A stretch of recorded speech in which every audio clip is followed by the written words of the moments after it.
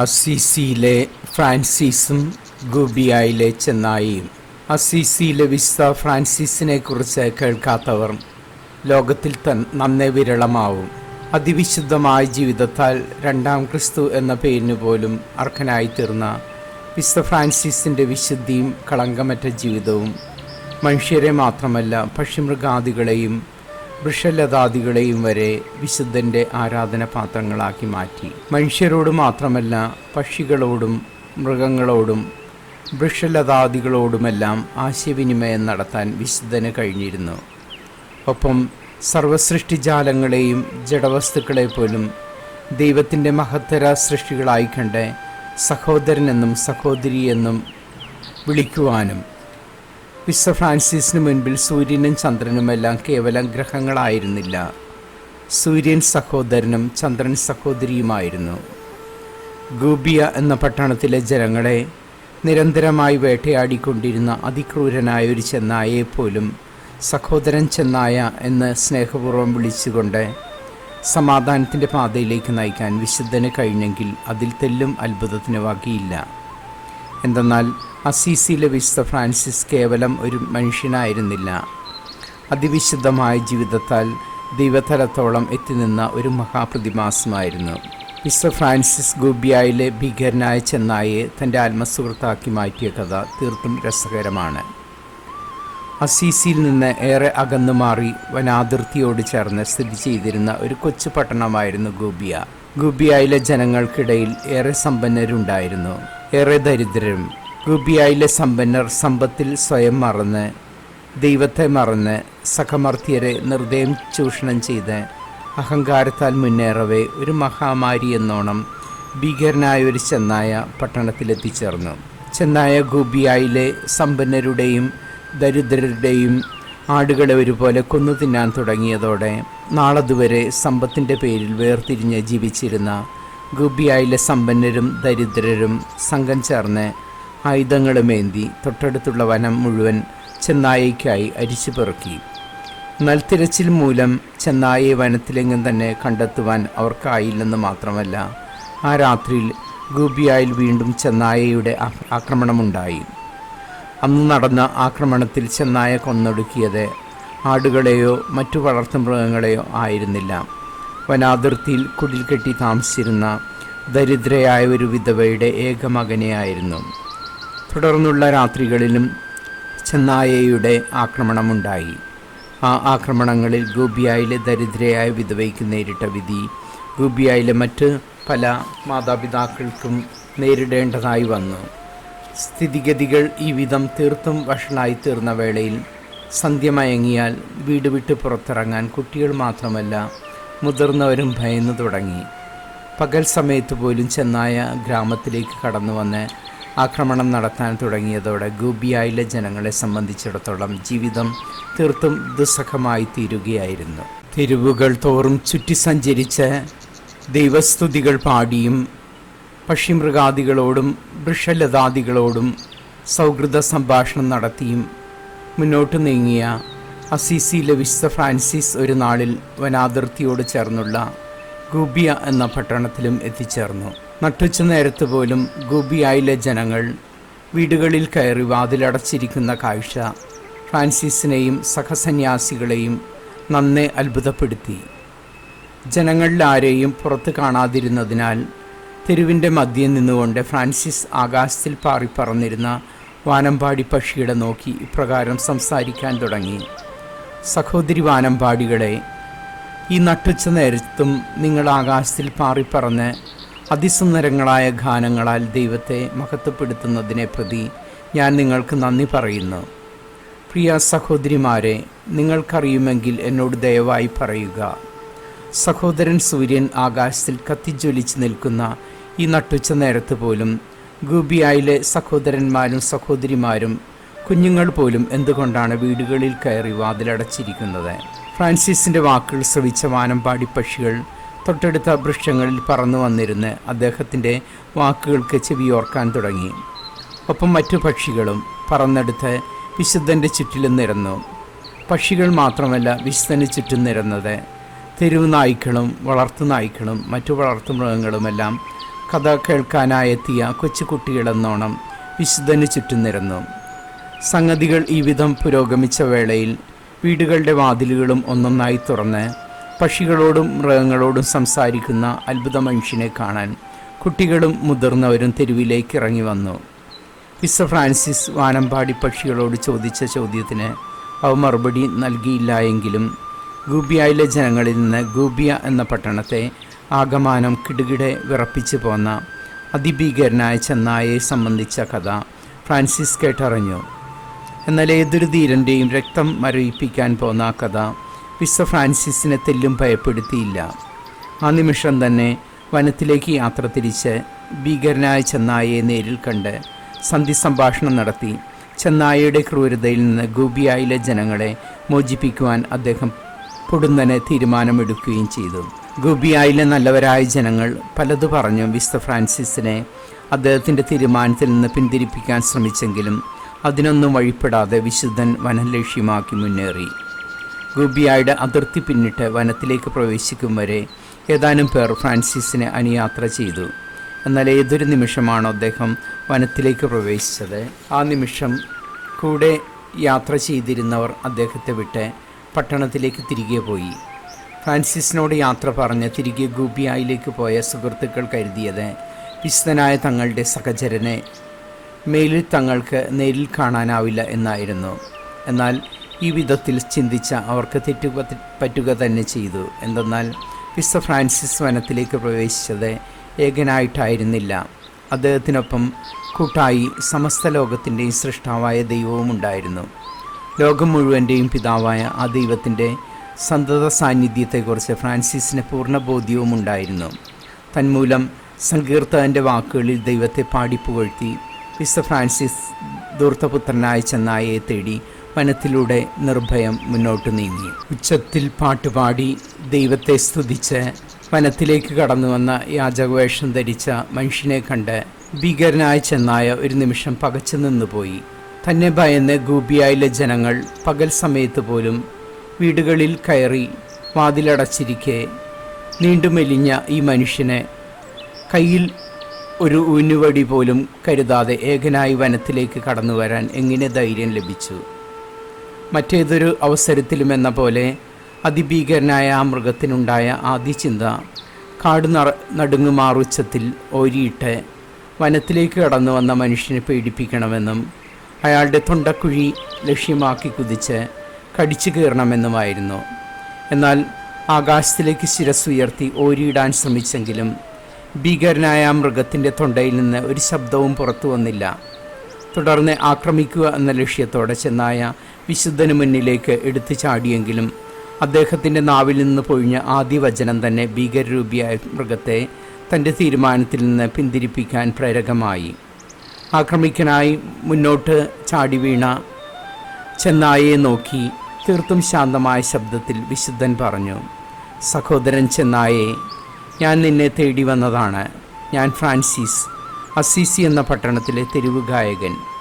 തെരുവുകൾ തോറും സഞ്ചരിച്ച് ദൈവത്തെക്കുറിച്ചുള്ള പാട്ടുകൾ പാടി മനുഷ്യരെയും പക്ഷിമൃഗാദികളെയും വൃക്ഷലതാദികളെയും സന്തോഷിപ്പിക്കുന്ന കേവലം ഒരു പാട്ടുകാരൻ.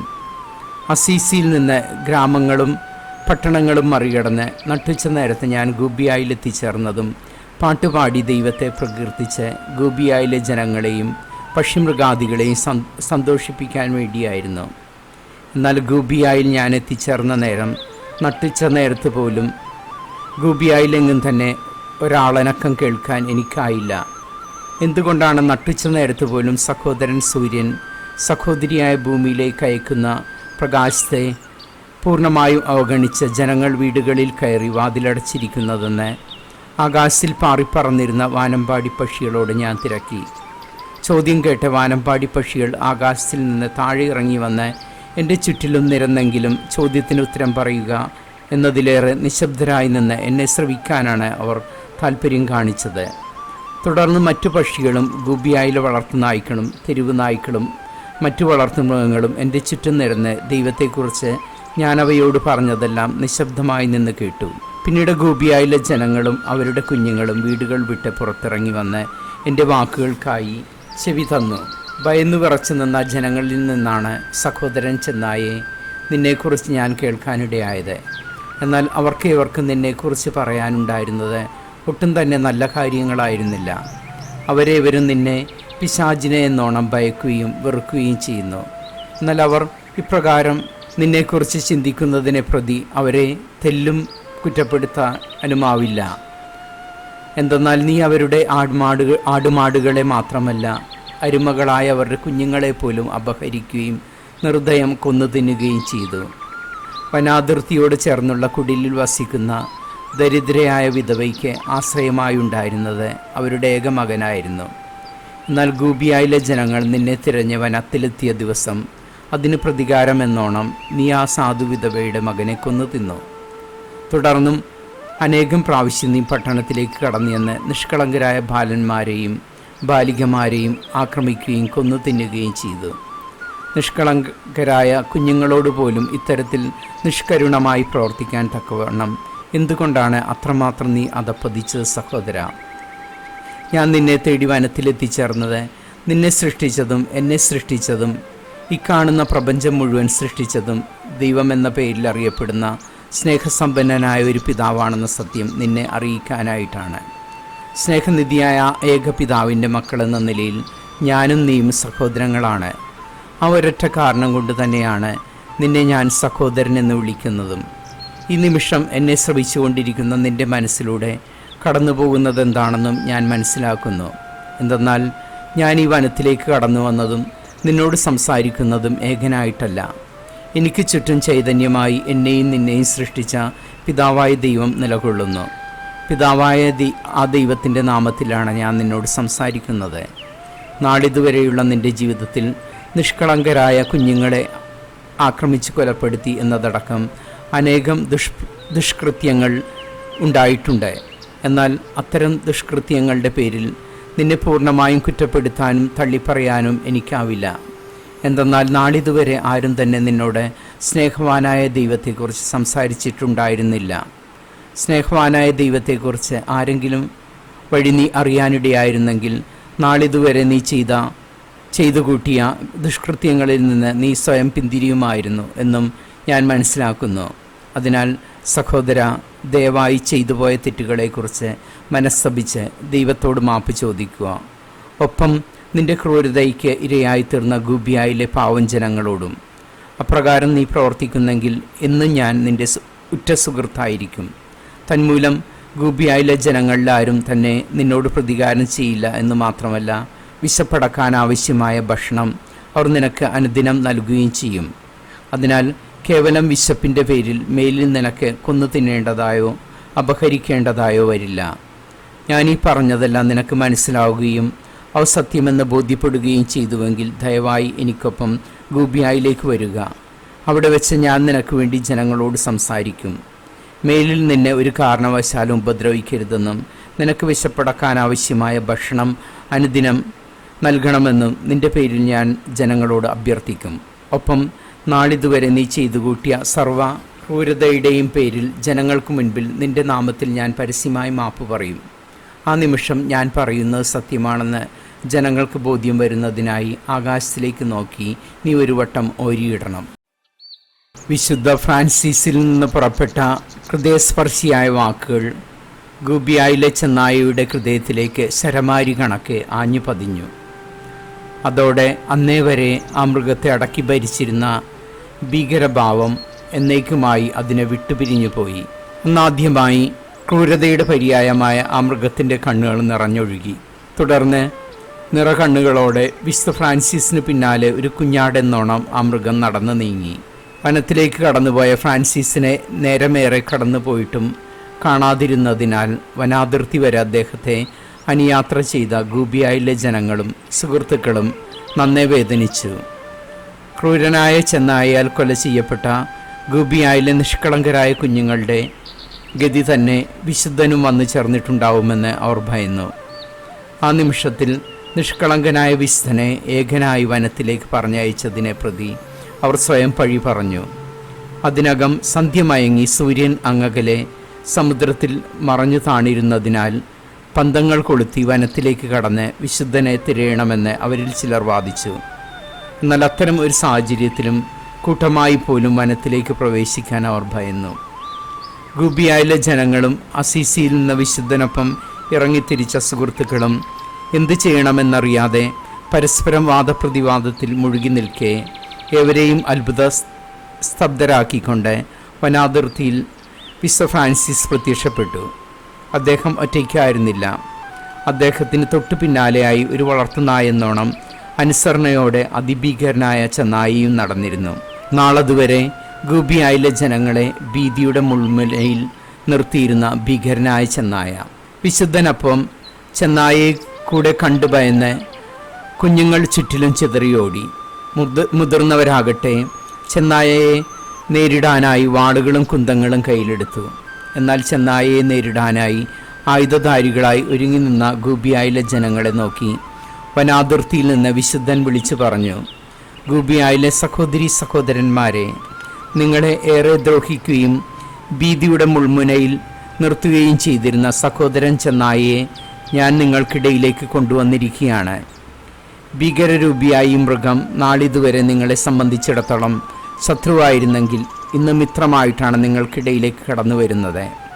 മേലിൽ സഹോദരൻ ചെന്നായ നിങ്ങളെ ആക്രമിക്കയില്ല എന്ന് മാത്രമല്ല, ഗൂബിയായിലെ ജനങ്ങളെയും അവരുടെ ആടുമാടുകളെയും ഒരു കാവൽ നായെന്നോണം മറ്റു വന്യമൃഗങ്ങളിൽ നിന്ന് അവൻ കാത്ത് സംരക്ഷിക്കുകയും ചെയ്യും.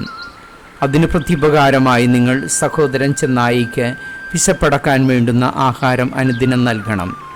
ഈ ഒരു നിബന്ധനയ്ക്ക് വഴങ്ങാൻ നിങ്ങൾ തയ്യാറാണെങ്കിൽ കയ്യിൽ കരുതിയിരിക്കുന്ന ആയുധങ്ങൾ നിലത്തെറിയുക.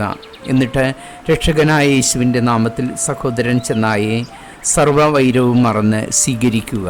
വിശുദ്ധ ഫ്രാൻസിസിൻ്റെ വാക്കുകൾ കേട്ട ഗൂബിയായിലെ ജനം എന്തോ മന്ത്രത്തിന് അടിപ്പെട്ടാലെന്നോണം ആയുധങ്ങൾ നിലത്തെറിയുകയും ഹർഷാരവത്തോടെ വിശുദ്ധനെയും ചെന്നായെയും തങ്ങൾക്കിടയിലേക്ക് സ്വീകരിക്കുകയും ചെയ്തു. തുടർന്ന് വനത്തിൽ വച്ച് ചെന്നായയോട് സംസാരിച്ച് ഉറപ്പിച്ചിരുന്നത് പോലെ ജനങ്ങൾക്ക് മുൻപാകെ വിശുദ്ധ ഫ്രാൻസിസ് ചെന്നായിയുടെ പേരിൽ അത് ചെയ്തു പോയ സർവ്വദ്രോഹങ്ങൾക്കും മാപ്പ് ചോദിച്ചു. വിശുദ്ധൻ പറഞ്ഞതിനോട് താൻ അനുകൂലിക്കുന്നെന്നും നാളിതുവരെ ചെയ്തുപോയ സർവ്വതിന്മകളെയും പ്രതി താൻ വേദനിക്കുന്നെന്നും മനസ്തപിക്കുന്നെന്നും ജനങ്ങളെ ബോധ്യപ്പെടുത്തുന്നതിനായി ആ നിമിഷം ചെന്നായി ആകാശത്തിലേക്ക് നോക്കി ഉച്ചത്തിൽ ഓരിയിട്ടു. തുടർന്ന് ചെന്നായെ ഒരിക്കലും ഉപദ്രവിക്കില്ല എന്നും ദൈവനാമത്തിൽ സുഹൃത്തായി കണ്ട് സംരക്ഷിച്ചു കൊള്ളാമെന്നും വിശുദ്ധനെ സാക്ഷി നിർത്തി ഗൂബിയായിലെ ജനങ്ങളൊന്നാകെ സത്യപ്രതിജ്ഞ ചെയ്തു. ഗൂബിയായിലെ ജനങ്ങളെ സംബന്ധിച്ചിടത്തോളം പുതിയൊരു യുഗം ആ നിമിഷം മുതൽ ഉദയം കൊള്ളുകയായിരുന്നു. ശാന്തിയും സമാധാനവും നിറഞ്ഞ ഭയവിമുക്തമായ കാലം. അസീസിയിലെ ഗായകൻ സ്നേഹത്തിൻ്റെ സുവിശേഷം ജനങ്ങളെയും പക്ഷിമൃഗാദികളെയും അറിയിക്കുന്നതിനായി ഗൂബിയ വിട്ട് അന്യദേശങ്ങളിലേക്ക് യാത്ര തിരിച്ചു. ഗൂബിയായിലെ സഹോദരൻ ചെന്നായി ആവട്ടെ വിശുദ്ധ ഫ്രാൻസിസിൻ്റെ നന്മയെയും സ്നേഹത്തെയും കുറിച്ച് ഗൂബിയായിലെ ജനങ്ങളെ നിരന്തരം ഓർമ്മിപ്പിച്ചുകൊണ്ട് ഒരു കാവൽ നായായി സുഹൃത്തായി വർഷങ്ങളോളം ഗൂബിയായിൽ ജീവിച്ചു. വിശുദ്ധ ഫ്രാൻസിസിനൊപ്പം ഗൂബിയായിലേക്ക് കടന്നു വന്ന ദിവസം തൻ്റെ അനുതാപം അറിയിക്കുന്നതിനായി ആകാശത്തിലേക്ക് നോക്കി ഉച്ചത്തിൽ ഓരിയിട്ട ശേഷം മരണം വരെ പിന്നീട് ഒരിക്കലും ആ മൃഗം ഓരിയിടുകയുണ്ടായില്ല. ഗൂബിയായിലെ പിഞ്ചു കുഞ്ഞുങ്ങളുടെ സുഹൃത്തായി വീട്ടമ്മമാരുടെയും വൃദ്ധജനങ്ങളുടെയും അരുമയായി സഹോദരൻ ചെന്നായ എന്ന വിളിപ്പേരിൽ ആ ചെന്നായ ഗൂബിയായിൽ വർഷങ്ങളോളം ജീവിച്ചു. മരിച്ച് മണ്ണോട് ചേർന്നെങ്കിലും ഗൂബിയായിലെ ജനങ്ങളുടെ മനസ്സുകളിൽ ആ നല്ല മൃഗത്തിൻ്റെതായ ഹൃദയസ്പർശിയായ ഓർമ്മകൾ ഇന്നും മരണമില്ലാതെ ജീവിക്കുന്നു.